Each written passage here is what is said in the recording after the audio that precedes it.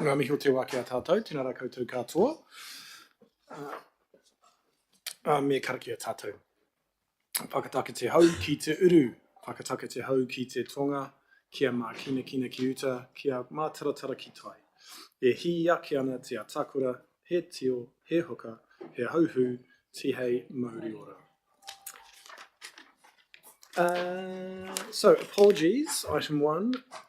I've got Councillor Ponta, who is actually upstairs but is leaving very shortly for the same funeral that Councillor Wolfe is going to. So, apology for absence for Councillor Ponta, apology for Councillor Duffy for absence. Oh, so did I say absence for Councillor Ponta?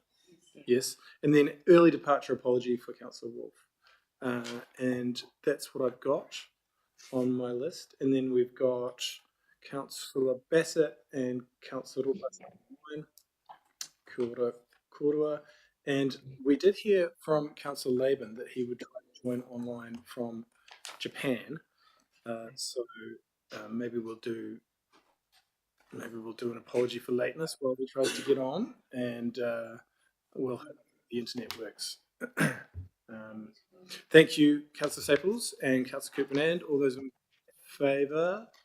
Those against? That's passed. And thank you. Yes, we have the red light on, which means we're being live streamed. So that's good. Your hair looks great. Your hair looks great. Yeah. Okay, so that's apologies on. Oh, I was going to say item 9 is currently on the order paper as information only paper, but as I emailed you all last night, Councillor Potter and I were thinking about maybe some recommendations.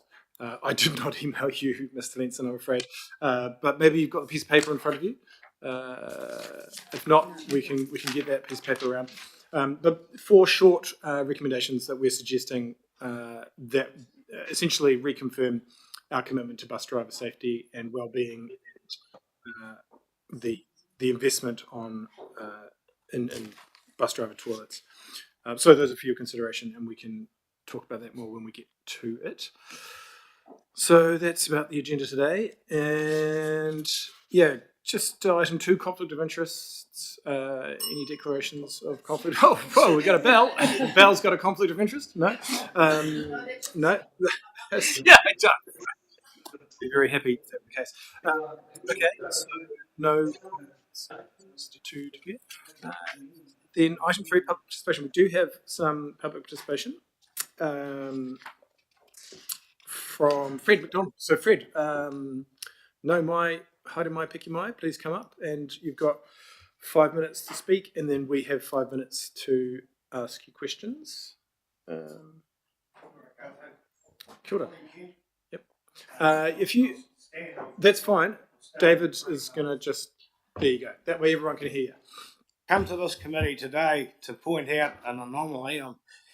You're not the first committee I've been to, but the black line on the map is causing an issue. And I'm talking about the boundary north of Otahi, where Greater Wellington's roll finishes. I used to run the railway station in Otahi for 9 years. I got up to 12 passenger trains a day stopping there. I had Newman's, Intercity, Mount Cook Landline, White Star, Rotorua Express. Pretty much all of that is gone except for the Capital Connection in and out. So that's 2 trains a day. Intercity now only operate 3 services northbound. They don't like short haul passengers, so they charge accordingly to discourage them. Now, I've been watching over the years. Labor twice have patted themselves on the back about the introduction of new services from Palmerston North. National have also managed to pat themselves on the back for it. That's in 2029. That's 5 years' time. I'm talking about the here and now today. And I ask Greater Wellington to start the process, start talking with Horizons, because I've been there, and they've got a very good chair in Rachel Keedwell. Open the discussion and see what we can do now. I got asked the question at Horizons, what did I suggest for services? Palmerston North to Waikanae, where we've got the electric train starting. Excuse me. it's very hard when you're transport disadvantaged. We are forced, and I reiterate, forced to go to Palmerston North Hospital for our health services. There is a community health shuttle, but that's only as good as where it may be at any given time. With the Horizons question, they asked how many times a day. I said 4 south, returning. So we've got 10 in the morning, midday, 2 and 4. That would cover it. And in the interim, I suggest minivans rather than big buses. A lot cheaper to run a minivan. Excuse me. It's hard to, when you're stuck wanting to go with the family north of the border, you can't. There's social dislocation, which the costs have not been quantified. So again, I ask this committee to pick it up and start moving with it and do something about it. Thank you. Questions? Thank you, Fred. That was short and sweet, and you've made your points well. Are there any questions, Councillor Staples? Yes, thank you, Fred, for coming along and talking to us. The connection between Levin and Palmerston, is that any better? So, is there service at all between Levin and Palmerston that could be connected to? Some years ago, they appointed a planner as the head of transport at Horizons.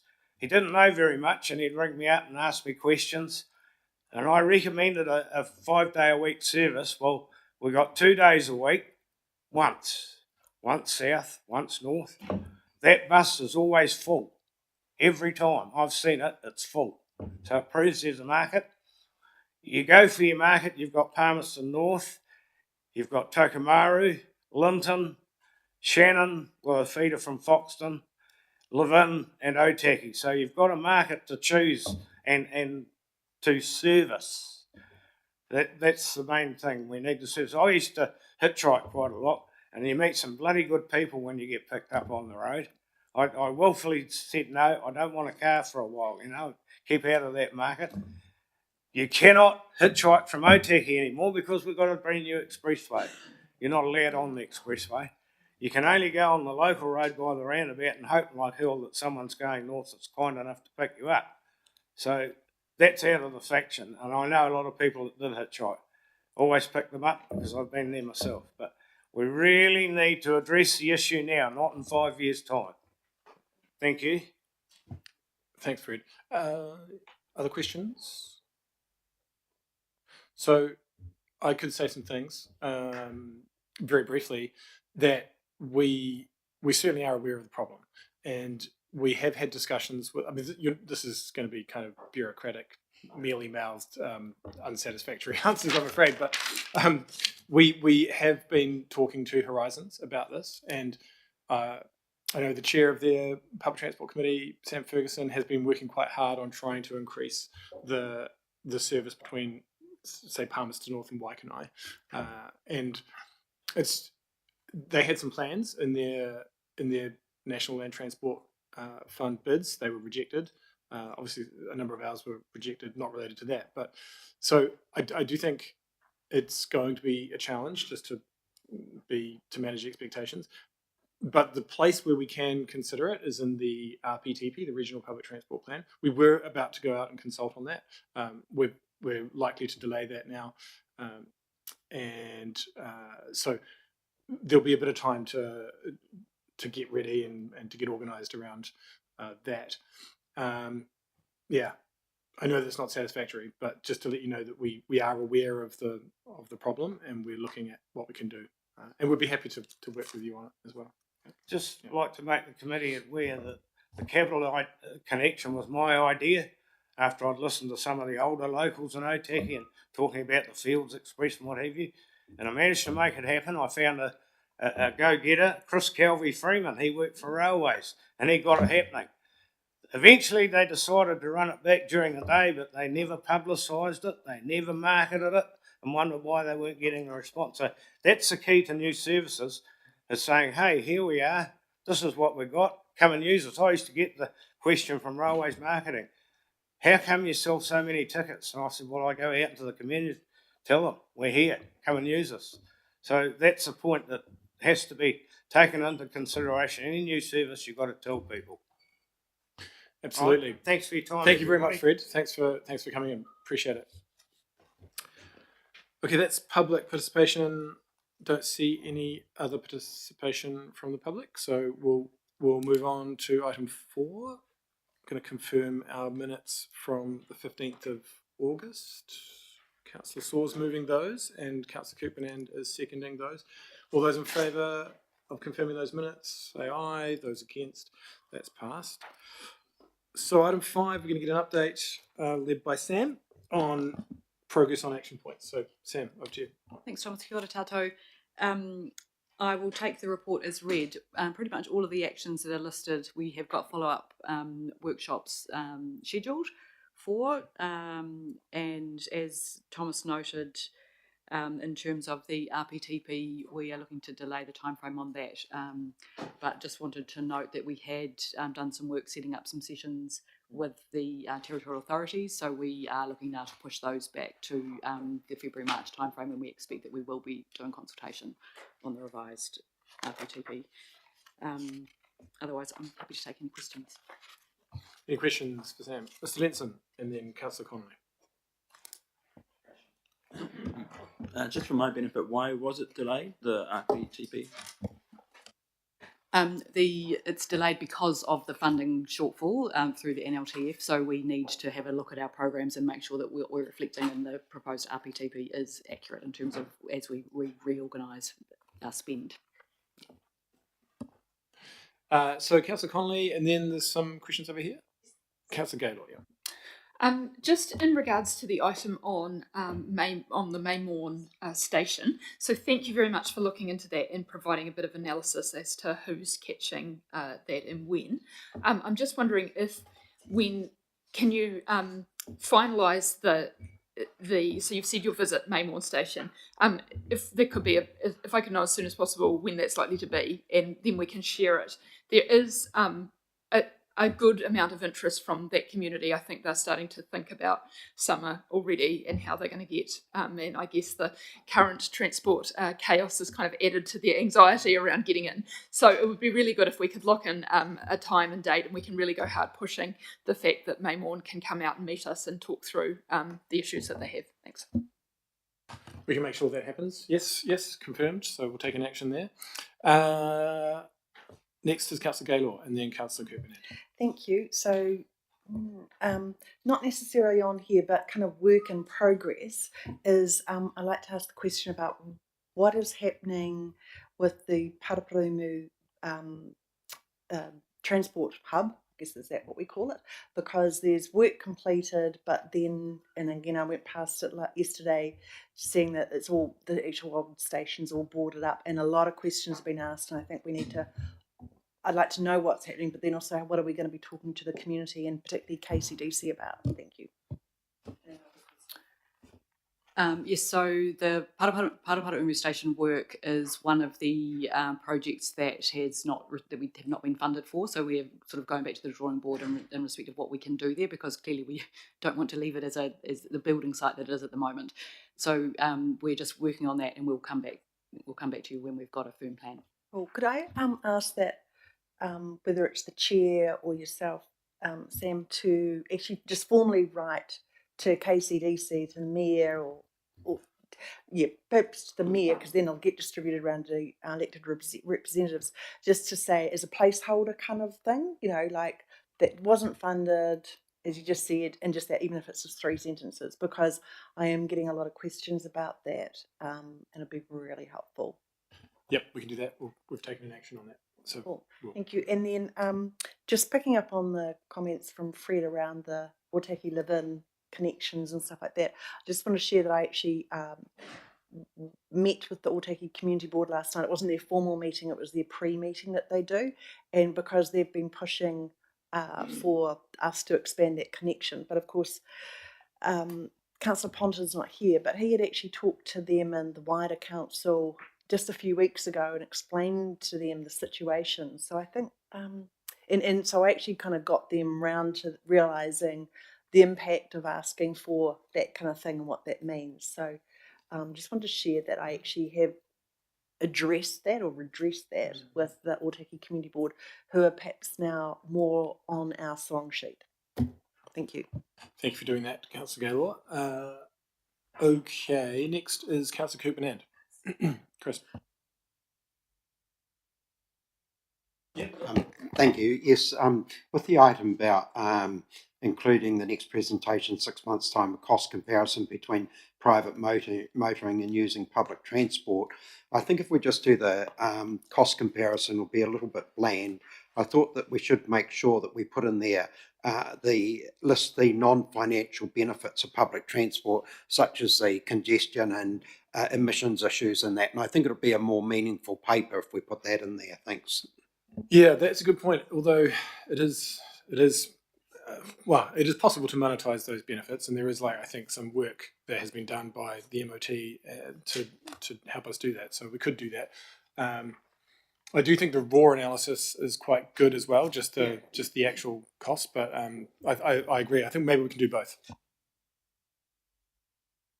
Okay. Any other questions for Sam or the team on the items in progress? Thank you very much. Good stuff. So now we're going to do item 6, which is the bus fleet emissions paper. So we've got Paul Blaine here, and we've also got Tamsin Mitchell, who is online, who I understand is in the UK. So yeah, you've got the paper. You guys want to say something to introduce the paper? Kia ora. This is a paper that was predominantly put together by Paul and Tamsin, relates to the changes to the emissions, and in particular the harmful emissions. And so we're going to take the paper as read and ask any questions. Tamsin's having a few issues with her Wi-Fi. It's really good of her to join us. It's a completely different time of the day for her. So any scientific questions, if she can't hear them and answer them, we'll just take them back for her when she gets back. So open the floor to questions. Thank you very much. Good report here. Lots to be positive about. Obviously, significant reductions in the last 5 years, so that's good. Any questions? Yes, Mr. Linson. I'm just wondering, I saw there was a note that the emissions in charging EVs are not calculated for, they're sort of considered to be zero. I know it's a small amount relative to obviously diesel emissions, but I wonder why we're not looking at the emissions of the EVs, sort of to see I guess because we want to know the numbers going forward of the New Zealand's electricity grid and how clean and green it is as well.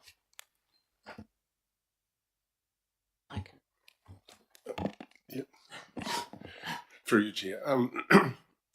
Tamsin might be better to answer this. However, I'll attempt to. For the purposes of this particular report and our internal, if you like, Metlink reporting, we've left that out. I understand officially it is supposed to be counted, but there's always been this irritating anomaly that there's no accounting for the emissions associated with diesel. So, because primarily this report is aimed at what we can influence and to help us with our programs in terms of decarbonisation and the improvements that we can make to our network. So it kind of became a bit pointless, because what happens then is you get a route that's, say, 100% electric, and it just sits there all the time with an annoying little 1 or 2% of carbon because of the what's coming from electricity generation, and we really realistically we can't do anything about that. Sorry, just to add to that too, through you, Chair, because they're charging at night as well, a lot of our fossil generation is used for peak. So I think probably it's fairly safe to assume that it is quite non-material. Thank you. Councillor Saul?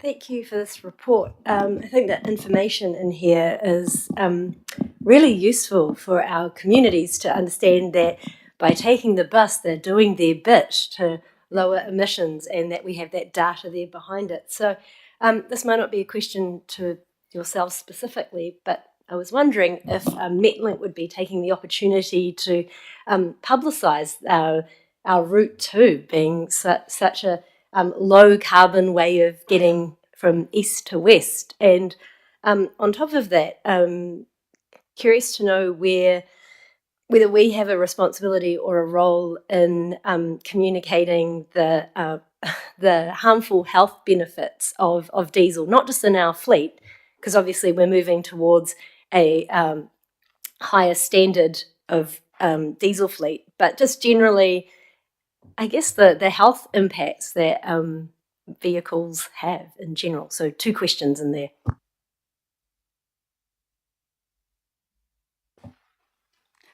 I'll take that. Thank you, Councillor, through you, Chair. Just in terms of publicising this report, it's an annual report and we put it on our website, and depending on what else is happening at the time, we take the opportunity to promote it in various ways.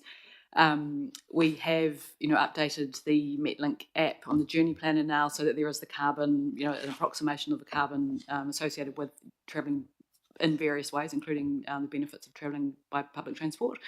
And so it's something that we're always thinking about in terms of how we might promote. Regarding the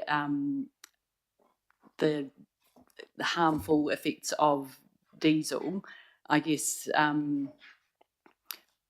that's quite well laid out in the report. We haven't taken it upon ourselves to particularly point that out, more to err on the side of promoting the benefits of electrification and which is borne out by the report, and we need to be balanced in that regard, because even though there are the harmful emissions from diesel, still taking public transport generally is better than everyone being in their cars, so we need to be balanced about that.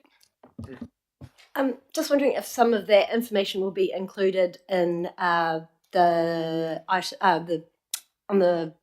report that we talked about in the previous item around the cost-benefit analysis between private motoring and public transport. Yeah, because I think those sorts of things, as Councillor Kirkpanen mentioned before, that sort of information also bolsters some of those comparisons. Yep, good point. We'll make sure we look at that too. Yes, Fiona? Sorry, just one more thing. The EY's just published the Value of Rail report, and that actually puts out quite a good monetised impact on health for those harmful diesel particulates. So it's also worthwhile drawing attention to that. It's an extremely good report. Yeah, and I think just in light of the information that came out earlier this week, that was that Asthma Foundation had found that about I think it was about 20% of the population now have respiratory illnesses. So I think this sort of information is incredibly timely as well. Thank you. Councillor Kirkpanen? Thank you. I thought the report was really good. I was really pleased it's the first time I've seen that the consistent mileage that the bus fleet's doing from about 2019 to now. And so I thought that was good to get an indication of that. With the additional pollutants and that, we talk about rubber from tyres and that, but there's no mention of copper emissions, and I just wonder whether that's relevant, because we often talk about the brake pads that are used and the effect on the inlets in Patanui and that.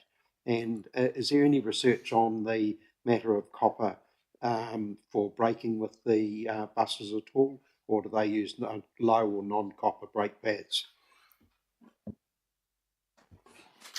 Through you, Chair.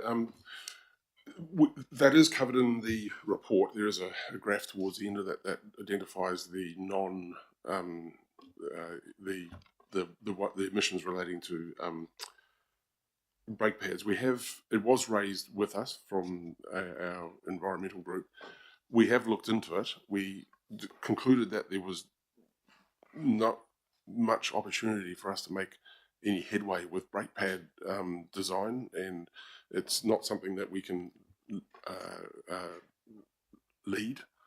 So it's reported because it's relevant, but our ability to affect it is somewhat limited. Tamsin, Tamsin, can you add anything to that, please? Awesome. Through the chair, all I can say is that yes, there is an impact on waterways from road runoff, from copper and zinc from all vehicles, not just public transport. But the science behind actually quantifying the emission factors to give you a number is very uncertain at this stage. There's been a big report done by NIWA on this, and it's still research in progress on that matter. So yes, we can say there's effect, but we can't actually quantify it at this point. Thank you, Councillor Connolly. I was really interested in the discussion of particulates in electric versus diesel buses on the Golden Mile and how that affects, I guess, shoppers and pedestrians that are on, because those effects will be quite localised to that space. So I'm wondering if we've thought regarding a second spine about, in terms of our transport planning, would we prioritise electric buses on Lambton Quay, Willis Street, just because that is always going to have the higher proportion of pedestrians, and so it would make sense to try to keep the pollutants down on the pedestrian friendly part of the road. I was just thinking exactly the same thing. Isn't that's quite amazing? That's more, I guess, a bus planning question, isn't it? And we have talked about how to maximise emissions reduction on the Golden Mile, just in general. It's difficult because basically all our core routes, or almost all our routes, go down the Golden Mile. So it's hard to like chuck the it's hard to it's a bit hard to do that. But yeah, I was just thinking the same. Maybe the second spine is an example, is an opportunity to do that. Tim? Yeah, thank you. Through the chair, I think that's a very good point, and we will take it into account when we look at the bus network design for the second spine. Also, I feel obliged to ask about electric buses and their batteries. And have we had any buses come to the end of their life and we've had to dispose of the battery? And how are we doing that? And how are we ensuring that that doesn't create future environmental concerns? Through you, Chair. Yes, very good question. At this point, we don't have a plan for that. There is an organisation, I think they're called the Battery Management Group, that have been existed for a year or two now, that they have a special interest in this, and that's what their mandate is to try to track batteries from cradle to death. But at this point, we've got quite a few years to go before that becomes an issue, but we don't have a plan. And through you, Chair, because we don't actually own the buses either, we'll be working with our operators on that. Although they are transferring assets, right? Yeah. That's right. So. Yeah. Correct. Obviously, that's, hopefully, all going to plan, it will be a long time before we have to dispose of any of those batteries. But I think it's imperative on us to start thinking about how we're going to do that, because this is a massively growing problem around the world. Yeah. Can I just add one more thing through you, Chair? We are currently working with an organisation that has a distinctive competence in this particular area. That's what their business plan is. So it's, while I say we don't have a plan, that's simply because I can't produce a piece of paper that says that this is how this is going to play out. But this particular organisation, that's what they do. Their business plan is the utilisation of second life batteries for power banks, for solar farms, and a whole raft of things. Now they are working with us at a contractual level with through one of our operators, and on the depot development. So the aim for that relationship is to leverage that to be able to work these things through. But it's definitely understood, and it is something for us to quantify. We just haven't worked out a plan just yet. Very good. Councillor Gaylor? Thank you. Mine's a follow-on from that, because I actually met with the Kapiti Youth Council on Monday to talk about transport matters, and that was virtually the only question I couldn't answer. They had a lot of really good questions, so but yes, that was certainly there. question they were asking. So thank you, Councillor Connolly. Could I please ask that just to support a response going back to them, it would be really handy to have kind of some sort of little summary of that, just in a 3 or 4 sentences, that if you could forward to me, I could forward it back to the Youth Council, because they, I did feel kind of inadequate at the time to not be able to say where we were at. So it's just good to share with them that we are thinking about that and working on coming up with a plan. Thank you. Yep, we can get some words on that. Councillor Lee and then Councillor Saul. Oh, thank you, Mr. Chair. Just in terms of messaging and media, do we need to exercise a little bit of caution? Because yes, the trends are really good. Real advocate for transitioning into electric buses. But if you look at I'm just being devil's advocate. If you're looking at the actual air monitoring, someone would argue that there has been an improvement, especially around the Golden Mile, Manners Mall area. But then if you compare against the urban motorway, you could argue that it's still nowhere close to the air quality along the urban motorway. Would that be correct? Oh, just on the attachment page, I think 12, 13. We've got some figures showing the actual air quality. I think that's going to be because the urban motorway is so wide and open, it's not constrained by buildings, so there's a lot more like fresh air, and whereas the buses are kind of going slow, they're idling, and the air is constrained by large buildings on either side. I imagine that's why There's a I'm corridor. looking for some boffins to nod at me. Do we need to be a little bit cautious about how we package all that messaging and media? Through you, Chair, I think Tamsin can talk to the science behind it, but I just want to make one point though, is that which talks a little bit to the issue that was raised previously about the second spine and so forth. But our target is CO2, so that's where we focus. We focus the use of the electric buses around maximum reduction of CO2, and then the improvements that are made on the Golden Mile become a fringe benefit, but a natural benefit of that, because effectively by putting the electric buses into the routes that do the maximum kilometres, they all end up on the Golden Mile anyway. So that's where we get that benefit. But when the target is still CO2, which is why we don't have a plan that sort of says that we're going to make the Golden Mile so much better from an emissions point of view. We're getting that anyway, just simply because of the way we focus the buses. Perhaps Tamsin could talk to the harmful pollutants. Through you, Chair. Yes, Paul's summation is correct. It's, if you like, it's a natural experiment in terms of we've had no intervention other than on the motorway site, but we've had an intervention on the other monitoring site, which is on the Golden Mile, which has been a big reduction in the number of diesel buses.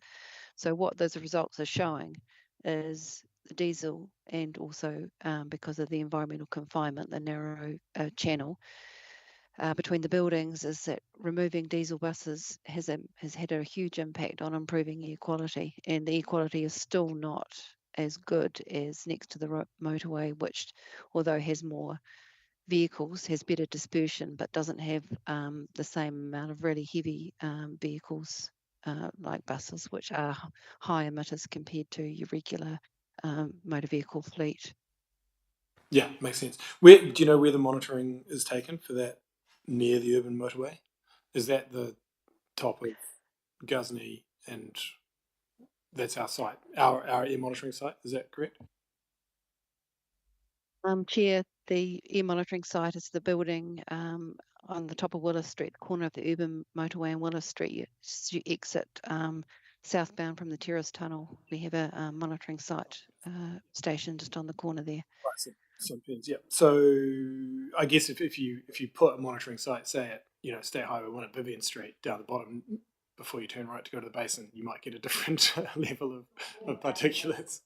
The ref I think Tamsin, the reference station though is the one. It is out up on the top of the Vivian Street, isn't it? State Highway. The one that. Yeah, unfortunately, through you, Chair, we can't monitor everywhere, but so we just have to pick one site where we have very highly accurate measurements, and that's that's the official reference monitoring station. And then we have a distributed network of small passive diffusion tubes measuring NO2. So we know the relativity of basically 30 sites in Wellington City. So we have a lot of information. And what we know is that the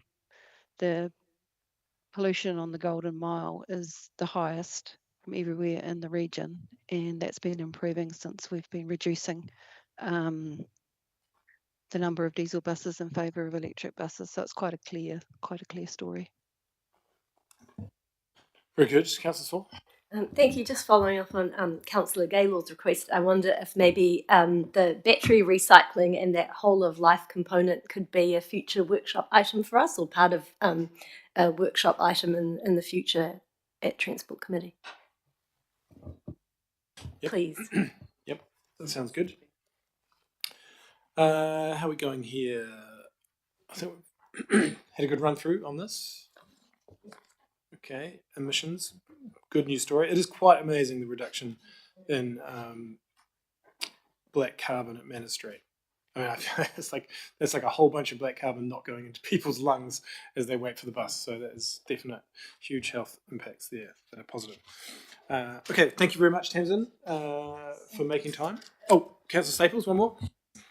My apologies, but just looking at the chart on page 41 on Diligent with the Euro diesels there, I thought that we were trying very hard to get rid of all the diesels that were less than Euro 6.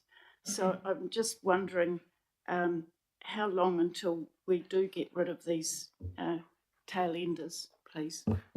Unfortunately, maybe a bit longer given funding decisions recently. But do we have a clear answer on that?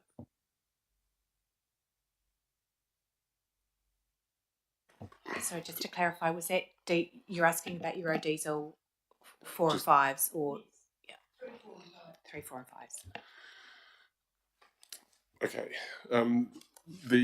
There was work being done. There's the ZEB strategy and Project Hihi, 2 work streams which will map out what that looks like. The previous approach, effectively, that would have been at the next contract round, but the 2 work streams that I just mentioned, reviewing that and then taking into account recent cost pressures, that's likely to modify that. So I can't give you the exact answer, but other than to say that let those 2 work streams complete their work, and then we'll know what we're doing. Thank you very much. You're off the hook. Well done, team. And thanks, Tamsin, for zooming in from Cambridge, is it? Good stuff. Okay, everyone good? Carry on. Yep. So, Councillor Wolf, you got to go. Okay. Please do give our condolences if you get a chance.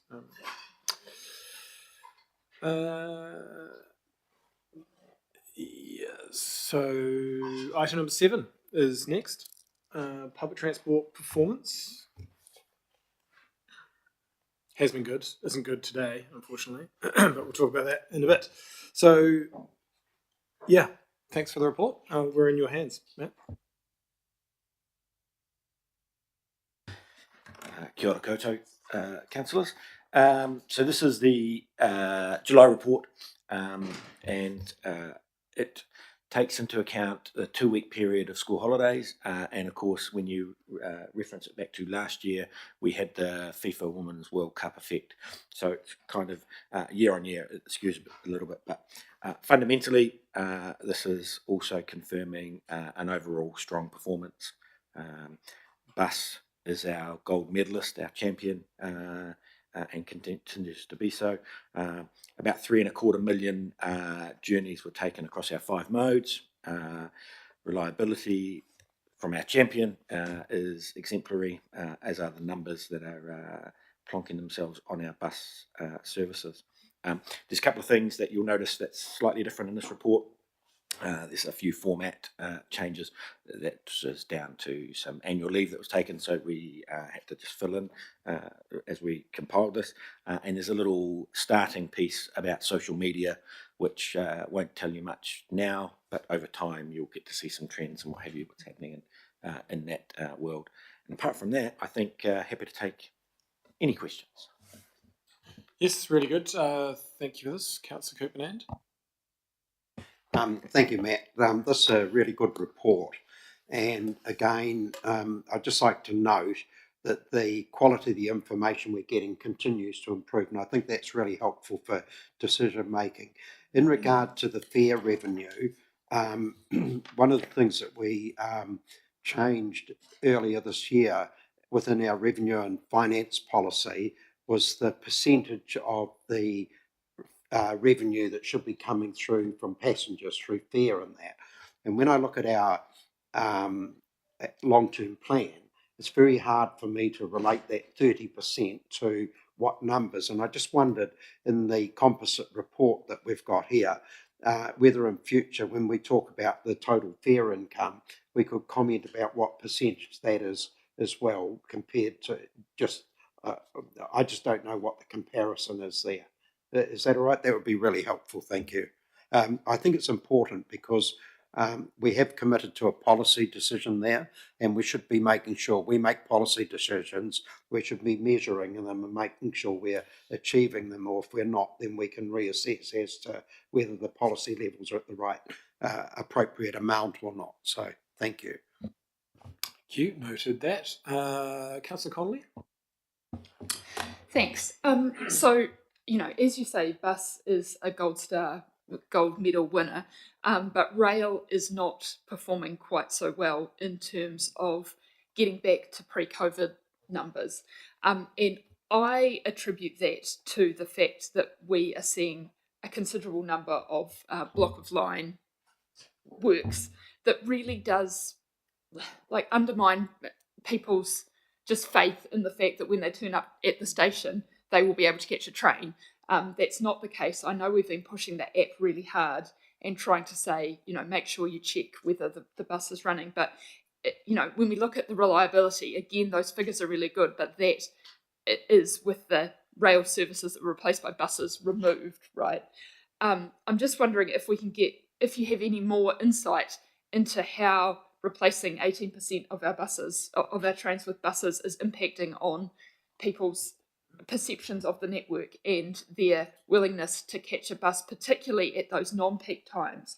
So, this is more of a problem in evenings and more of a problem in weekends. And are we seeing the services in those times really being hit as a result of these block of line works? Who wants to take that one? I can see you queuing up to take that one. Yeah, and no one's volunteering, so it's me, it seems, Chair. There's probably some more work that we can shed some light on that from the customer satisfaction survey. That gives us some feedback on that. There's been a lot of work in conjunction with the rail operator and customers around how to improve the BRT proposition, and we're working through some papers on that, and we'll share more information as that is developed. I don't think we can't change the nature of track positions.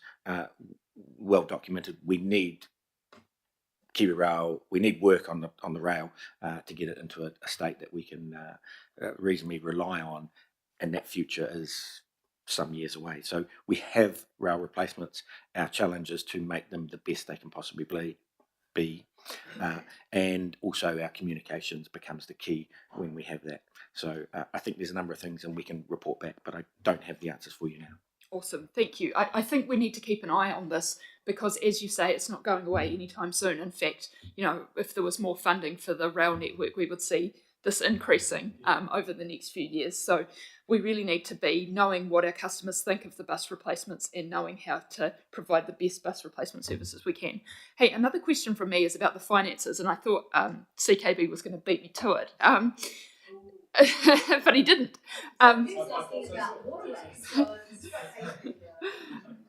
Just in regards to the deficit we're seeing at the moment, you kind of, I guess, or the fair revenue shortfall, you have explained that by the fact that school holidays were in July, but we should be able to predict when school holidays are fairly accurately and budget accordingly. And I am just a little bit worried that we're seeing a shortfall of 0.6 million 1 month into the financial year, and I guess I'm worried as to where that's going to track after a whole year. And are we going to be in the same situation we were in last year, where our predictions or our predictions as to where the revenue was going to sit were quite a way off? Yeah, and especially rail, right? So bus is ahead of forecast for revenue, but rail is quite significantly behind. So yeah. Through you, Chair, I'm looking around again. Tim might be able to comment more on that on behalf of finance, because I don't want to do that. Yeah, kia ora. Through you, the chair. Look, we'll come back with. We've got a fares and patronage council workshop coming up next month, so we'll do a deep dive into the dynamics that we're currently seeing. However, there are three factors in play that is resulting in this shortfall that we see.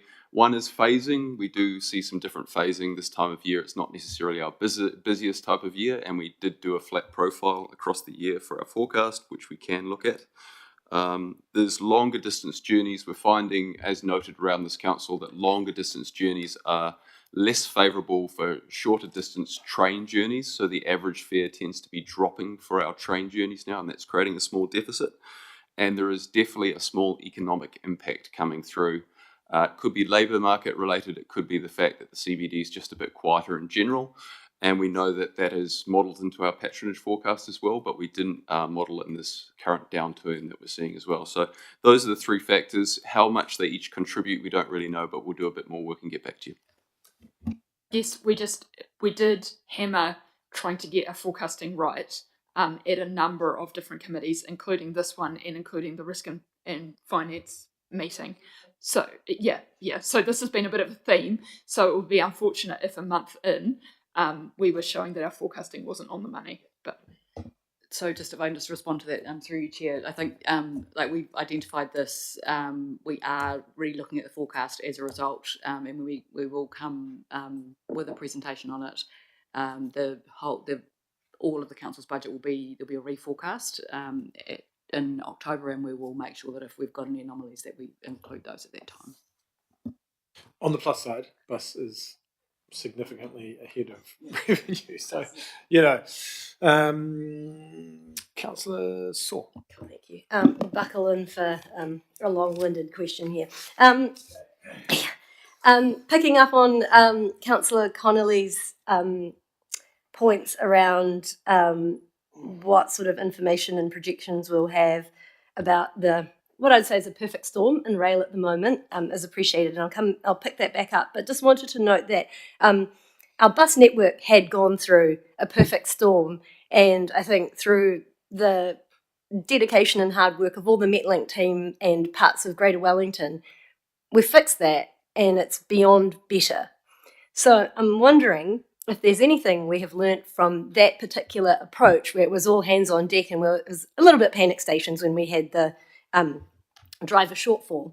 And I can see us falling into that in the rail situation, where right now we have our issues with the actual rail network with Kiwi Rail. We also have an issue with what is happening out in our community, where there could be anecdotally, there's changes in working patterns, not only work from home, but also, as Tim mentioned, the job cuts and so forth.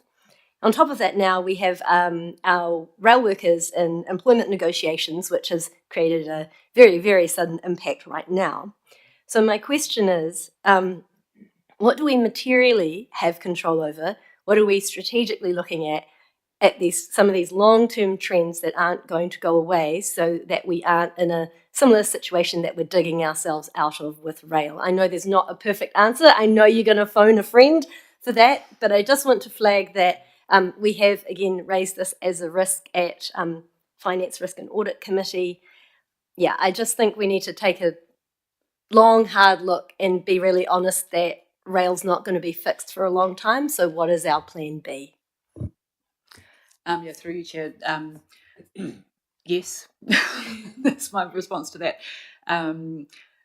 The situation with rail is different from bus, and because the state of the network does have a significant part to play, and so there are more parties and different drivers for each party that need to be that are in play. So what I would say is we're continually working on how each piece of the puzzle fits together and what the next steps might be, and it could be that we can have outside of a sort of performance report discussion, a broader discussion with council about how that's looking in the future. Yeah, I'd say it's probably fairly urgent, right? And it will require a bit of a redistribution of the fewer dollars that we have to fill that gap just generally, right? And we will be discussing some of that this afternoon in the workshop. Yeah. So, David, yep, Councillor Lee. Well, thank you, Mr. Chair. Thanks, Matt. Good numbers, good trends. Just focusing on the tower on demand, I think it is the way of the future, and I know it will never pay its own way, but given that if there's continued fire assistance, is it actually a viable model for an operator to say, yeah, this is the model which we can actually implement in other areas? Or is it still too early? Or are the numbers not really stacking up? Or too hard, is it? Is it a Tim question? Through you, the chair. I think actually we've got another workshop on this next month as well. So we'll have we've had some independent consultancy advice, and we've done an independent review of the Tower on Demand trial, and it'll be leading to a for decision paper for this council. So I think a lot of those questions around how you might apply on demand, what are the alternatives, and how can you make it more cost effective should be covered in that workshop, if that works. But yes, it is a high cost service, but it is also highly valued. So there's kind of that trade off in there as well. Thank you. Thank you. Any other questions, thoughts about this performance report? Very good. The other thing I was going to say is thank you for putting stuff online. So there's now the Metlink if you just Google Metlink performance, there's a specific performance page online, and it's getting updated more regularly now. So all the monthly reports are on there, these monthly reports, and there's little graphs, bus patronage, rail patronage, reliability, and they get updated more regularly now with sort of caveated data that isn't fully verified until a bit later, but it helps to get more real-time understanding of how the network's doing. So that's really good that I think we're sharing that stuff. So thanks everyone for making that happen. Okay, so that's public transport performance. So now item 8, public transport operator. And so fortuitously, we didn't plan this, but well, we did plan it, but we didn't plan it to happen like this. But Transdev, Ian Ladd is here with us, so welcome Ian. And yeah, we've got a presentation, but I guess people are going to may wish to ask questions about what's happening right now. So if there's some introductory remarks you want to make, you'd be very welcome. Kia ora koutou and good morning. My name is Ian Ladd. I am the Managing Director for Transdev Wellington, and I've had the privilege to meet the Transport Committee before and the Chair. Thank you for inviting me back. I would like to thank the Chair and the Transport Committee and Metlink for actually inviting me to talk about 2 subjects, but I realise now that they might be slightly delayed in my presentation, which I fully understand though.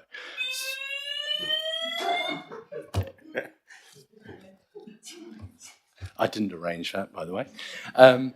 Before I start, though, I thought it would be appropriate to update the committee on the pay bargaining at Transdev Wellington and the current industrial action with members of the RMTU.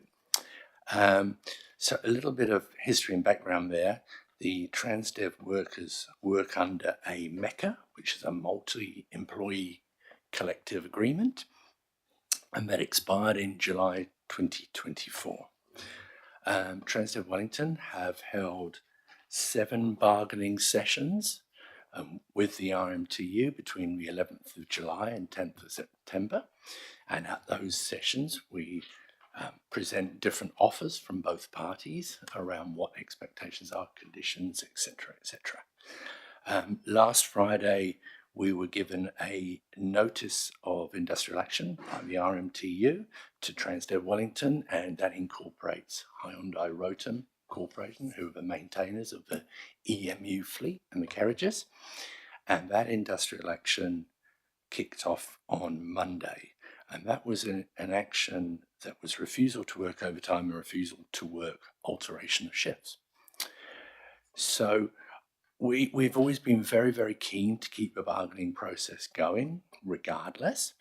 And prior to that session on Friday, we'd engaged with the RMTU on a mediation because we felt it was very appropriate to go to mediation straight away. And that mediation was originally due next Thursday, around the 27th, I believe it was. But we've brought that mediation forward now to Monday morning. And I'm glad to announce now that I've also brought forward a bargaining session to tomorrow morning. So the RMTU and Transdev Wellington will be bargaining in good faith tomorrow morning.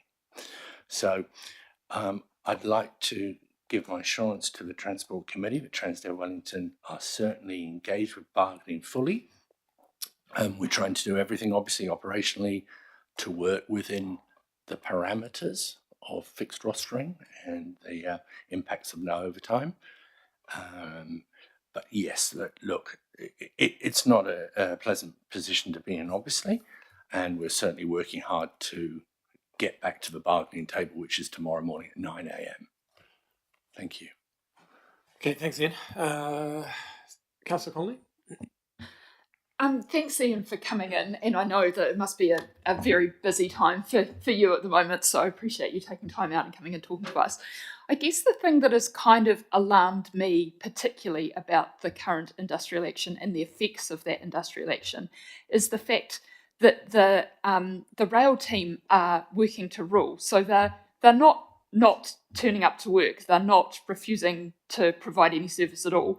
They are working, I guess, the hours that they were set and no more, and not prepared to swap shifts. So, and yesterday we saw absolute chaos as a result of essentially what should be the status quo. I had to drive in from Upper Hutt to pick my son up and others from the Wellington station because they couldn't get home. And I'm sure everyone has a story of how they were affected similarly yesterday. So if the business as usual, like, is it way too close to the bone? It doesn't seem like there's enough fat in the system to allow the regular rostering and the regular timetabling to work if even kind of one pin falls over. Can you respond to that? Thank you. Thank you for the question. So the rostering of any rail network system is pretty complex, first of all. And it does depend on links in the roster. And it might be worth us next time presenting actually how the roster works, because it is very intricate, and welcome to do that. But where we have found difficulties this week are that the main meal break is rostered, but the tea breaks, let's say, aren't rostered in the actual main roster, which means that when there are any blips on the network with delays or anything like that, the planned breaks are the only breaks that work, and the RMTU are not working to adjust the tea breaks because they're working to their absolute fixed regimes and fixed trains that they are built into the main roster to do. So if there's any slips of 5 to 10 minutes, it has quite a significant flow-on effect. So that's where we're at. But I guess that just speaks to my question of tea breaks are there for a reason. One, to make the day nicer so people can go to the toilet and have 5 minutes out of the day. But it's really good for people's mental health and their ability to do their job to have these times. They're not just a nice to have. Surely we should be factoring those in at the time we put together the roster so that we can make sure that people can have their breaks but operate a service at the same time. Sorry. It's not an easy planning solution. We do have those tea breaks rostered in, but they are a flexible break that is not at a predetermined time. And that's the problem when we have things go wrong on the network, like temporary speed restrictions, any delays for whatever reason, they impact then on those tea breaks.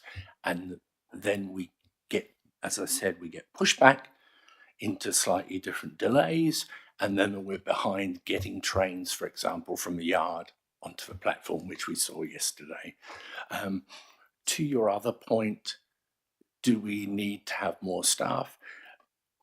It's all about a cost model. The cost model we've currently got allows a small percentage of standby staff. If you wanted to have more and more standby staff, that would be an additional cost. But I think when this model runs, and in my 6 years here, we haven't had an issue like this before, I might say. It does run particularly well. I do not think you need to adjust the cost model and the staffing model if it was running as planned. Thank you. Thank you. I guess I would just question whether it actually runs well if it's reliant on staff having to always shift their tea breaks and shift and make accommodations to do alternative shifts. Yep, I have to say I agree with that. Councillor Staples is next on the list. Thank you. Could I just ask if you're back to the table with your bargaining, does that mean the industrial action will cease, or does that carry on through the bargaining? We've requested the industrial action to have ceased, actually not commenced and at all last week. And that was not the case. So that industrial action, we are told, will still continue while we bargain. Thanks. Any other questions on this particular point? I had a couple. One was just about the widened upper line. So we've seen some. I think some of the disruption is kind of cascading onto the widened upper line. Exactly. So, can you talk a little bit about why that's happening? Yeah, the wire upper line is quite a complex because of the length of the journey. If we get any delays in any of the TSRs that impact temporary speed restrictions, I might add, is what the TSR is, that has a significant flow on then to the shunting in the yards, which again are under the practices of those meal breaks and conditions, etc. And we saw that yesterday. So yeah, unfortunately that was impacted dramatically yesterday. Follow on to that, and I don't know if it's for you, Ian, possibly more for Sam. Surely, given that the Wairarapa is a long way away and there's no chance that people can walk there, we should be prioritising bus replacements for people in the Wairarapa, prioritising those distance trips if we've got any buses to get those people home. Because I've heard about people having to stay at hotels and, general chaos. So surely we should be prioritising them in our bus replacement. Yeah, that's a very good question too. So last night we saw the Wairarapa impacted significantly. As part of our action committee last night at 10 p.m, we came together and we've addressed that this morning and this afternoon, and going forward, we will absolutely ensure there is significant numbers of buses available because of the complexity of Wairarapa on its own, clearly. But not only that, we've also got bus replacements across the network, which have been ramped up as well, following our understanding of what happened on Monday and Tuesday. So we're going to cover all bases. Can you ensure that those bus replacements will remain at that level for the foreseeable, given that we don't know? We will, absolutely. And Chair, what I was going to say is that, as we said, we're meeting at 10 and 5, we call it now, to make sure we're covering every single thing up as far ahead as we can. My goal is to get to bargaining tomorrow and really try and, get this there. We've been bargaining at night, we've been bargaining at day, and I'm not giving up on this bargaining for any reason at all. And that's why I've deliberately got tomorrow morning at 9 a.m, and we're back in mediation on Monday as well, because we have to resolve this for the customers. Yeah. Councillor Saw? Cool. Thank you. It's just thank you for coming in today, Ian. Just wanted to follow up on some of the questions or the responses you had to Councillor Connolly, and if I have understood this correctly, so are you saying that the tea breaks as part of the work to rule action right now by your unionised workers is what's causing the slippage or the chaos that passengers are experiencing? Could you just clarify that, please? It's a mixture of relays not fitting up in timings of breaks across the T element areas, and also when there are disruptions across the network and speed restrictions that we haven't got planned, they push rostered duties off as well. And because the union are working to rule on the no alteration, we can't alter the duty. So it's a combination of factors. Right. So there's an element of the physical rail network on top of the workers working to rule regarding their tea breaks. So I guess the only thing you can probably control are the tea breaks. Okay. Second question. What is the proportion of your workforce that are on the collective contract? It's actually a confidential number between the employee and the RMTU. But a significant amount to be. A significant number. Great. Okay. Well, thank you for your commitment to the negotiations, and I hope that that yields a mutually agreeable position. Thank you. Any other questions on this point? Chris, keep it in. Can I just, following up on that issue that Ros had raised, and that the, just as an example, are you telling me that if a train leaves Johnsonville Station a little bit late and the person's tea break turns up when they're at Nio Station, that they really want to stop the train for 10 minutes to have the tea break? Is that the sort of issue we're facing here? Because no, it wouldn't happen during the journey. No. Okay, thank you. It's more about getting trains from the yard, isn't it?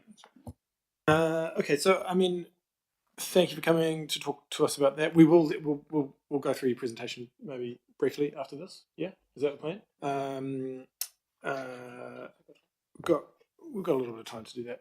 I guess my one question was just from me. You mentioned that you began the bargaining in July, which is the month when the agreement was expiring. Is it standard practice to start your negotiations in the month when the agreement is expiring? It really depends on both parties' availability, and I believe we were initiating bargain prior to that, so it would depend when the two parties can come together. Okay, so I guess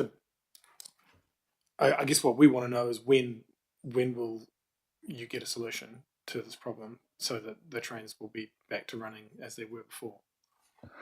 If bargaining is successful, we would like to think an industrial action would cease immediately. That would be our request to the RMTU. And we're bargaining tomorrow. And how long do you think it might take to get to a point where the industrial action is no longer a prospect? Because it could stop, but then it could restart again if you don't get an agreement. In our experience, if bargaining is settled, the industrial action would stop immediately. So could if you're successful tomorrow morning, we could be okay next week? We would absolutely ask for that to be ceased immediately. I know you would, but I guess I'm thinking, do you feel like there is scope, understanding the positions as you do between the two parties, to get to a point tomorrow where you might be able to settle the bargaining? We're very optimistic. Okay, well, we will try to hold on to some of that optimism because it has been very poor for passengers on the network, and I do want to just acknowledge that as chair of Transport Committee. Okay, so thanks very much. We've got your presentation, and if there are a couple of points you want to kind of highlight there briefly, we'd welcome that.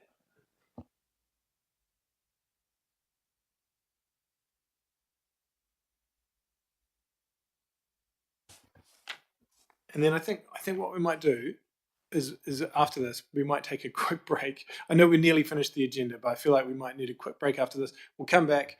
We'll have morning tea. We'll come back. Then we'll do the final item, and then we might go straight into the workshop if that makes sense. Thanks. Mr. Chairman, can I just ask how long will the break be? What's that? I think ask you what? Probably do How long will the break? This will take 10 minutes, and then we'll take a 10-minute break, and then we'll come back at 11 for the paper on toilets. Could call it the toilet paper, and then so we're getting shaking the head over there, and then yeah, we'll go to the workshop after. Okay, so Ian, over to you. Great, thank you. Well, I'll take the papers as read, but I will go through to some interesting points if that's okay. So I was invited to talk about how disruptions are handled, which seems very appropriate in this time, unfortunately. And the company are very much committed and locally to giving the best customer service we can possibly for Metlink and our clients, our customers. So we've built a priority system across for handling certainly disruptions, and we're doing a lot of work on enhancement at Wellington Railway Station on the customer experience. And one of those enhancements particularly is the transition to the customer kiosk, which has been a really exciting time. And we've worked with a lot of focus groups of staff and our customers out there. And we've brought the whole process of ticket purchases and customer inquiries, which will be really in full swing in November time there, around the back of our customers' service ambassadors, of which we've got 14 now in the station, who go out and answer any customer inquiries. And you might see them out in "Please, how can I help?" vests, bright pink vests across the station. And that's really worked exceptionally well there. And by centralising the services at the customer kiosk, we've really been told, wow, this is great. It's a one-stop shop, so to speak, for customers, for tickets, for Snapper, and we're receiving some great feedback. And certainly most recently, our customer satisfaction survey on rail went up exceedingly well. So we were really, really pleased with that progress going forward. Sorry, just when you say the customer kiosk, is that at the station when you go in the main doors and through to the rail, there's like an information booth right in front of you? Is that what you're talking about? Absolutely. It's on the other side of that dry cleaners. I think there's a little dry cleaners there. So yeah, that's worked really well. All our team, we've strengthened leadership and customer service training over the last year, and we have a new leadership structure in place amongst the station community, which is working really, really well. Some of the updates, particularly we've received positive feedback from customers too, is naturally around the upgrading of the Metlink app and the push messaging. We're constantly receiving positive feedback at the customer kiosk on that, which is great to hear. And internally, we use a Transdev app to push messaging on as well, which has really helped our staff then update the customers on board and with any various disruptions, etc. And you'll see in that photo on the screen as well that the customer service ambassadors are walking around now, and as mentioned, are really helpful people and handy people out there to have in a disruption. And on general day-to-day, we actually have them placed in the station as well, which is great. So as we progress forward through the year, we have established 2 new station duty manager roles in the station, which has worked exceptionally well to really push these 14 people into the right place, to be across the station business for various parts of the day. And on the right side of the presentation there, you'll see those 2 people inserted, having 14 customer service ambassadors reporting to them now. So we've received some great feedback from the customer community on that, and we'll keep progressing with that. With regards to disruptions, we have a very rigid status 3, 2 and 1. Someone refers to it as the Thunderbirds a Go status system we've got down there, which allows us to determine the 3 scales of a disruption. All our operational team are CIMS trained, CIMS, which is Coordinated Incident Management System trained. And we've noticed, again, when we link that back to understanding our customers through the customer satisfaction score, we've seen improvements on how we handle disruptions through this 3-stage operational alertness and awareness there as well. With regards to this rather busy display there, and this is how we utilize our 14 staff across the business when there's a disruption, and you'll see queue forming, which has worked exceptionally well to get the buses away for any kind of bus disruption. So the queue management has really been critical over the last few months, and we're finding faster queue patterns going forward, and we're able to get buses away in what is quite a limited space. Platform 10 is quite tight, so a lot of buses coming in and out there. So we've put a priority around that assistance, which has worked exceptional. And it's worked really well with our Metlink bus partners, who we've updated with it, and they've actually understand the whole ethos of the action behind. So we're quite excited that that is progressing well. Certainly, we feel this system now of disruption management puts us in really good stand and stead for when the Wallaceville Operations Rail Centre comes online. And this will absolutely work in tandem with it as well. So the creation of the 2 duty managers being left in Wellington Station guarantees that we always have a customer experience down there as well. Once Wallaceville is up and running, which is fantastic, which is we're very much looking forward to as soon as that opens up. Roz, yep. Councillor Conley. So how did this framework work yesterday? Yesterday, It did this appear that was there was engaged. still quite a significant number of confusion and comms around. Even things as simple as where to tag on and off have not been clarified for customers. Yes, yesterday I must admit it was obviously a very challenging time. You don't expect everything to start going quite rapidly at the same time. We did run under status 2, and we're doing some tweaks now on today to make sure, again, with extra buses online, Why that only we're status ready. 2? What has to happen to make it go status 1? It's just a pure amount of bus replacements that are planned. That say yesterday we had 10 trains bus replaced. That fits into level 2. If we go up to 15 to 20, then we move accordingly between the level 3, and then we go back down again to level 2, depending on what the cancellations are or what the bus replacements are. But that seems a bit odd, given like the levels it seems should be responding to the context, not the number of bus replacements. It seems like the number of bus replacements was massively undercooked, and so therefore you rated it as a status 2 when it clearly should have been a status 1. But that was because we didn't have enough base replacements. Well, I mean, I think we need to probably put a little bit of context on it. We didn't realise on the day when and what these incidents were. So we've now got everything running at full bore, as I said, with bus replacements going forward from this morning. So to answer your question, everything is now in place for the heaviest disruption possible from today onwards. So just in case, to your point, we're running maximum staffing out there to assist wherever possible. But that does speak to the fact that you misjudged the level of disruption that was happening yesterday. Hindsight is a wonderful thing, with the greatest respect. My answer would be yesterday was the unknown for us, and we have done everything now from 0500 this morning to make sure we are fully marked up on it. Thank you. Carry on, yep. Okay. A few more minutes.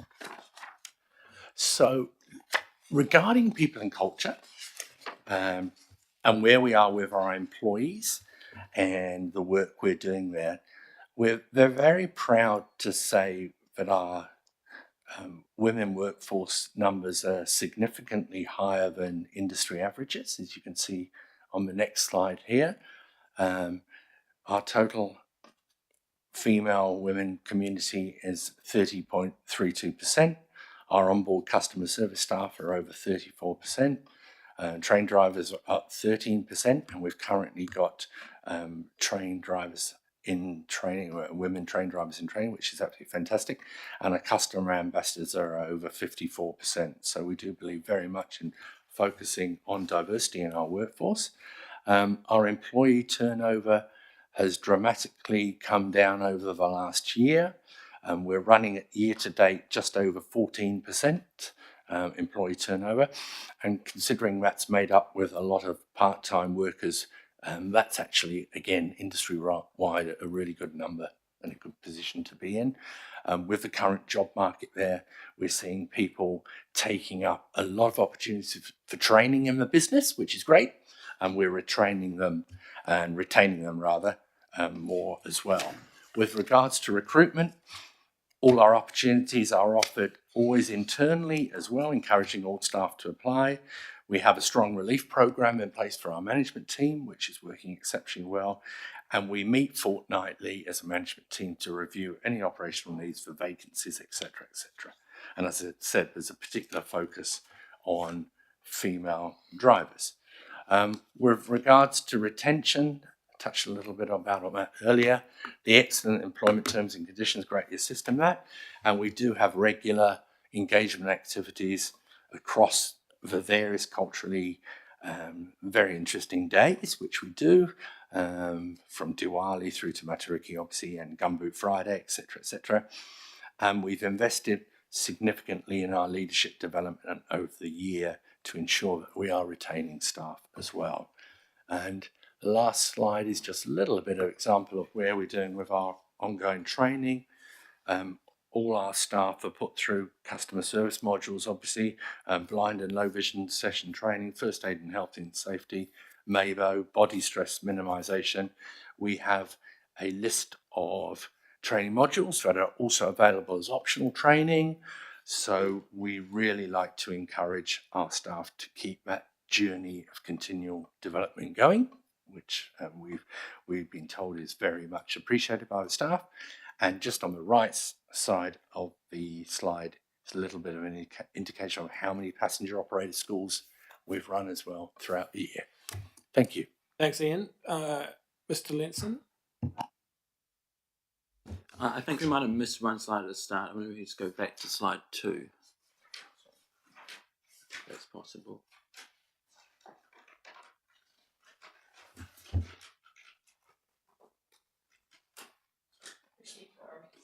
Yeah. Yeah, we're just getting it up. Try and take it back to the slide.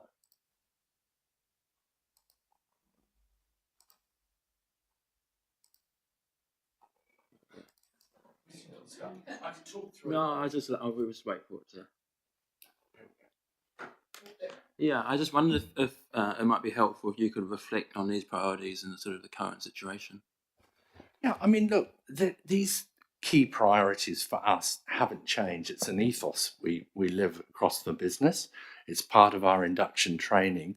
And we strongly believe that, you know, by focusing on 3 key priorities, yes, I understand there's disruption at the moment, but we wouldn't change not to look after our passengers. We believe on looking after our team, hence our continuous development. And certainly we work wherever possible to maintain our network across as much as we can. And I think the strong reliability scores and the maintenance of the fleet probably demonstrates that as well. Do you think your team feels like it's looked after? Our survey comments certainly do. And I think with our retention scores, they certainly show we do as well. I'd like to think that us wanting to get to bargaining and look after our team as much as we can and get to bargaining as fast as we can is another example of us wanting to look after the team, I believe strongly. Councillor? thank you for this. I just wanted to pick up on your retention question because that seems to have improved well. I note that Transdev globally, over half of the group's drivers are aging and are likely to retire in the next 10 to 15 years. What measures have you got in terms of recruitment to ensure that we won't have a driver and crew shortage in the coming future? Yeah, thank you. That's a really good question, actually. It's something we started around 18 to 24 months ago. We've created positions in the workforce that allow for a lot more part-time and flexibility. So we're able to give people options of working AM, PM, overnight, etc., etc. We also have return to work programs for young mums particularly, that has been really, really well delivered and very appealing. We have created an appetite in last year's recruitment program for women drivers, which, as I said, last year we had two training schools for ladies, which was fantastic. And we're also out there wherever possible at career marts to encourage rail as a career for young people going forward as well. So we really try and take all steps to do that. At the other end, what we're trying to do now is work with, for example, the drivers community to look at, rather than stopping working full time, they can actually continue into part-time roles as well. So we're trying to give flexibility at both ends of the spectrum as well. Thank you very much. I think we'll wrap this up now and take a quick... Could I just ask a question? Oh, sorry. Yeah, could I just ask a quick question? One of the things that has interested me is on this manpower planning or person planning is supervision and future management of people. Are you identifying people within the system and encouraging them to look at potentially for supervisory roles and training in that area? Absolutely. Thank you for the question. So regarding our future development plans with our workforce, all our jobs are advertised internally first. We always look to that, and it's a natural looking to internal because you know the skill sets you're faced with. So we like to encourage and promote within at all times, undoubtedly. We have committed funding over the last year on various leadership programs. We had over 40 of our staff go on the Transdev Australasia leadership program over the last 18 months, which we're extremely proud of. And as a result of that, we've seen promotions across the team from team leaders through into our management team. And I've got a good example of one of those leading our operations today. So yeah, we believe internally first. We believe very much in the development plans that are available for them. As I said, over 40 have gone on a leadership development plan this year. We've encouraged in female leadership plans and our diversity plans. And we've had our, for example, our General Manager of People and Culture has been on female leadership development for Transdev Australia and International and been in Sydney last week. So we're very active in encouraging and really nurturing all our staff in their careers. Hope that helps. Thank you. Thanks, Ian. I'm just going to wrap this up by saying thank you for coming and good luck for the bargaining tomorrow morning. I guess just reflecting on the model that you have in place, which requires some flexibility on the part of the public transport workers in order to work. And that flexibility has obviously been withheld at the moment because of a breakdown in the relationship. So in the spirit of flexibility, I would encourage you, I think on behalf of all of us, to exercise some flexibility to the maximum extent possible so that those bargaining conversations can get a good result for all of us and for everybody who uses the network. One thing I just wanted to say, we're aware that there have been a number of snapper penalty fares applied as a result of confusion and sporadic communications and inconsistent communications at various stations, particularly Wellington Station. And I've spoken to Sam, and we're going to look into what we can do around those snapper penalty fares that have been applied to passengers this week as a result of the disruption. We haven't worked out exactly what we can do, but I would hope that we can resolve that in a way that's good for people who have been using the network under trying circumstances this week. So and we will do our best to focus on improving communications around the bus replacement system. We have regular conversations about this. It is hard to resolve perfectly, but I just want to acknowledge that we haven't got there yet, and that we will keep working on that. So, thanks again for coming. We're going to take a little break now, maybe 10 minutes. So for those online, we'll come back at probably realistically 15 minutes. So let's say 11:15 back here. We'll start with we'll finish our final item, and then we'll just go straight into our workshop stuff. So thanks, and see you soon.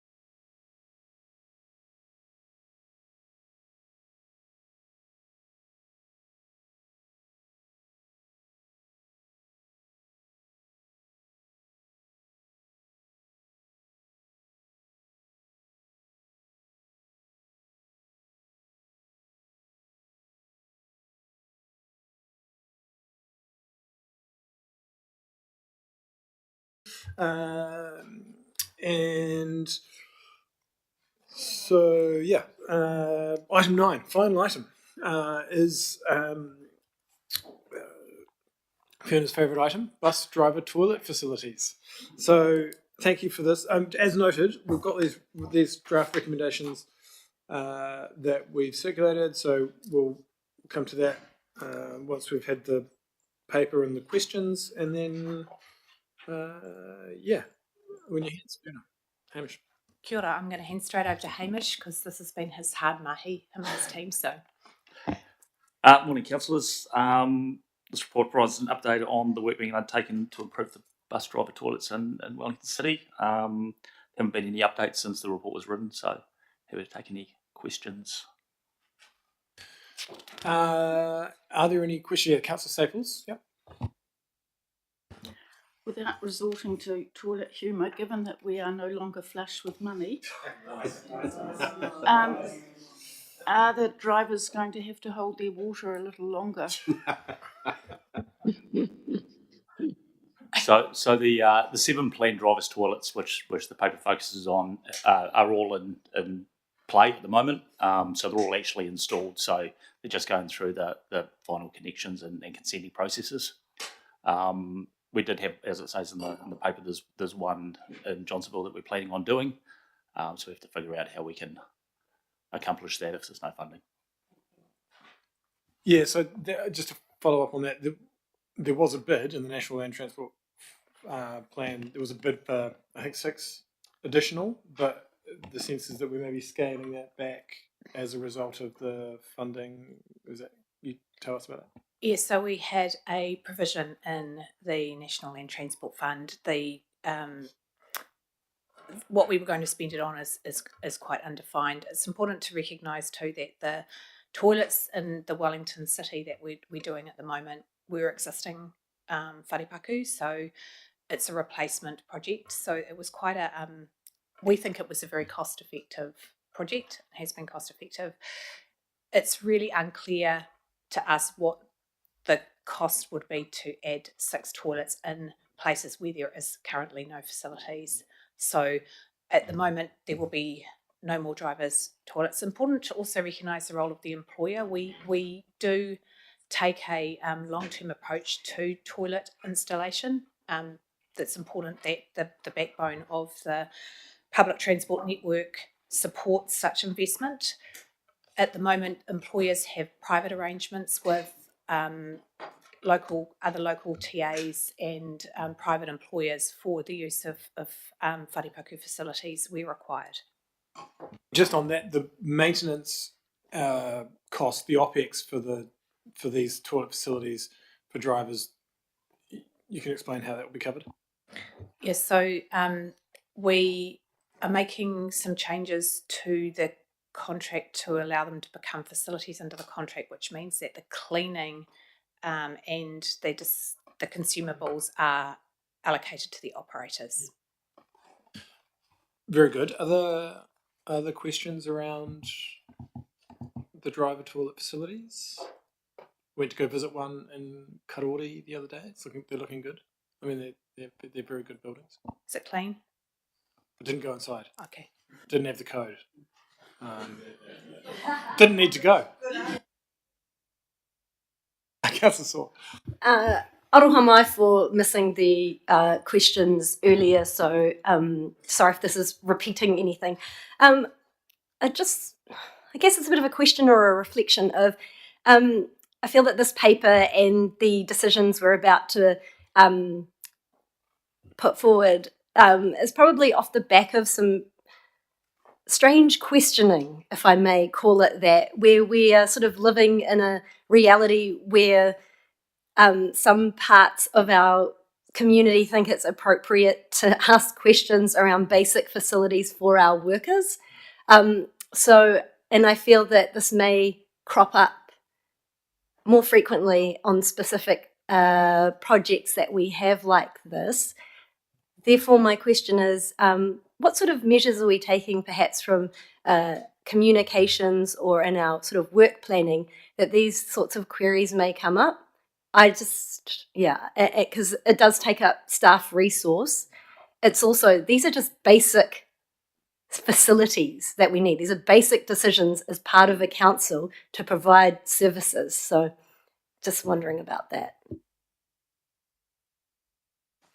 The question was like, do we have some sort of response for these kinds of questions that are looking at basic critical facilities that we have? I don't, the reason why we have toilets is coming off the inadequate facilities that drivers had that were, quite frankly, not a really dignified way for people to work. So just wanting to balance those two things out. Like, I know it's very headline grabbing to say, oh, Metlink spent this much on toilets, when not the counterfactual, but the result of that was basically our drivers didn't have anywhere to rest and have amenities.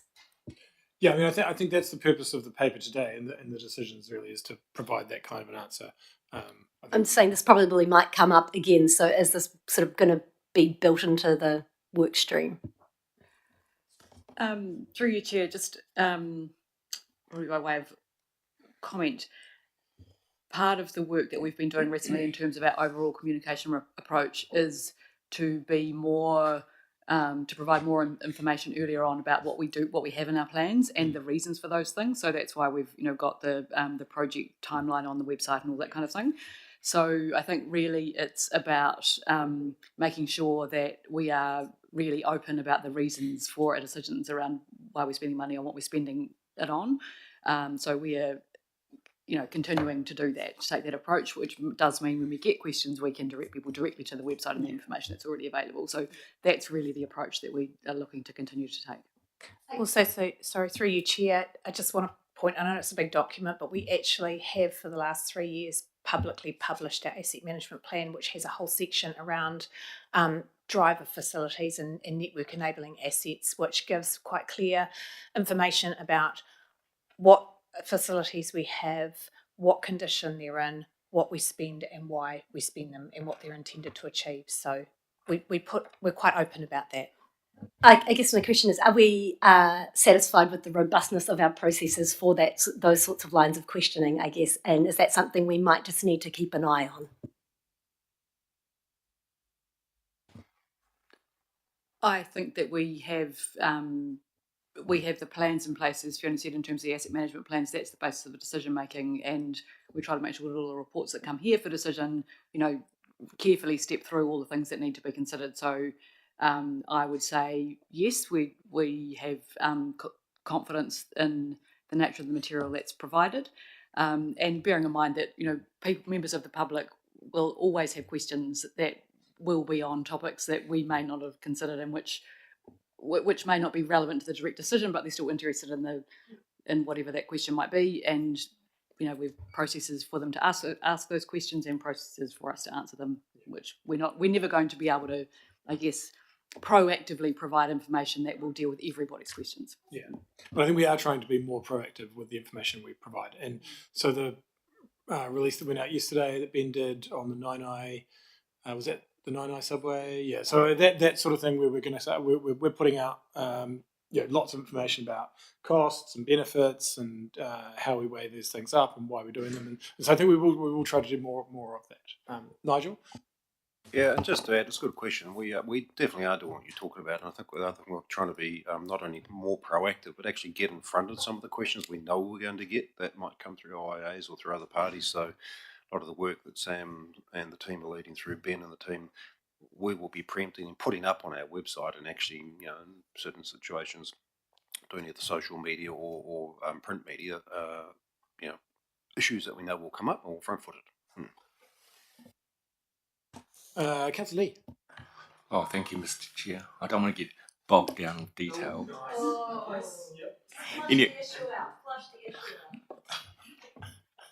Anyway, just looking at the cost again, it's did a quick calc. It's about $180,000 per toilet. It is a lot. It is.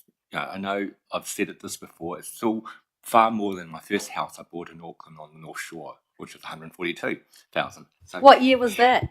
That was 1992. 92 was my first house. So can you see that there could be possible criticism of the cost, considering that we don't, it's probably all built on a road reserve, so we don't have to acquire any land. Is it, can we defend that cost? I know there's a lot of services going in, which is water, a bit of power, but still 180,000 for a wharepaku sounds quite expensive. Oh, totally, it does sound expensive, and to be perfectly fair, after we had the design of these toilets done, we had a quote from one of our contractors to do civil works on it, and it was substantially higher than what we got. So we actually went back to the manufacturer and said, "Hey, can you procure the civil works for us as well?" Which about halved the civil costs. So they are still expensive, but significantly reduced on what they were looking like at the beginning of the year. Included within the costs of these, which was excluded from the business case, is actually the CCTV for security. So there's 200,000 included just for that. So that actually pushes the price up from the million for the 7 to that. So yeah, it does sound expensive, but whenever you're putting something in the ground and replacing something that's either very old or not been there before, you come across issues, and every issue unfortunately costs more money. As an example, in some areas where there's asbestos in the underground pipes, we have to remove the asbestos before we can connect up. Also, too, if the connections are very old, we struggle with the new connections. So a lot of the work for a number of these toilets is underground. We were quite lucky in this case that there was existing facilities where you have to put new facilities, and you've got consenting on top of all of that. So by the time you've done consenting or land conveyancing, designations, before you even break ground. So I guess it depends how you look at it, but from our experience, we went through a very competitive procurement process, and we were really happy with the cost, given that 7 toilets at 1.1 million. Our experience is that one could be half that. Any other questions on this? I mean, say if you compare it to putting a new toilet in your existing house, then yes, it seems very expensive. But obviously, it's not that. It's a standalone structure with its own concrete pad. It's plumbed in. It's powered up. It's got CCTV. It's secure. It's like really durable.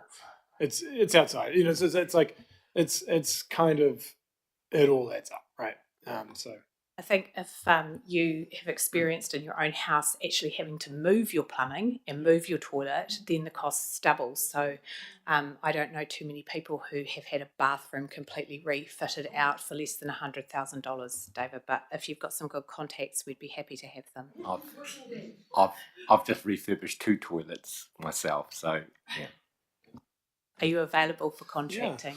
Yeah. I'll be quite happy to do a sideline gig. We'll have to talk to DEM Services about that first, because there might be some. That could be a lagoima in and of itself.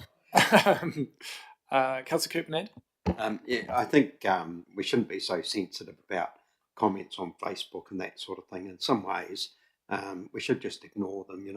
This is an essential thing, and if you were talking to anyone, all you have to say is, well, would you be happy to wait in the bus for 10 minutes while the bus driver goes down the road somewhere, something like that, a full bus left? There's no other option, and I think you just got to be pragmatic about it. And I support the proposal that Thomas has got going and that sort of thing, but I think in many ways we should just ignore it, sort of thing. The comments on Facebook were just one person. It was just pretty pathetic, really, sort of thing, and so that's my comment on it. We're doing the right thing. We don't have any other choices, so let's just move forward and spend our time talking about positive things that'll work for the future. That's my thinking. Very good. I think that's so. I can move these since I wrote them, I suppose, and just to introduce these 4 recommendations. Do we want to chuck them up? I don't know. Do we need them? You've got them in front of you. You've got them in front of you. So don't worry. You haven't. You have not.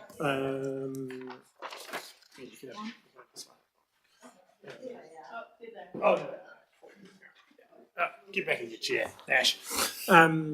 Okay, so yeah, Darren and I were basically thinking just before this that obviously the issue of support for public transport workers, we've just been talking about that in the context of the rail network.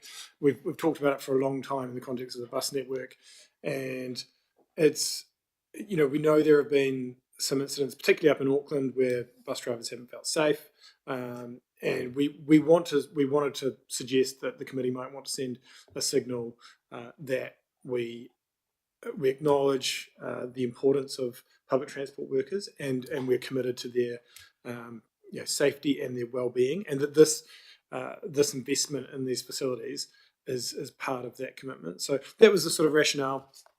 Hopefully, there's nothing too controversial here. One change, yes, you've already made that change to 4 and reconfirms the committee's commitment. So that's different from the printout that you might have.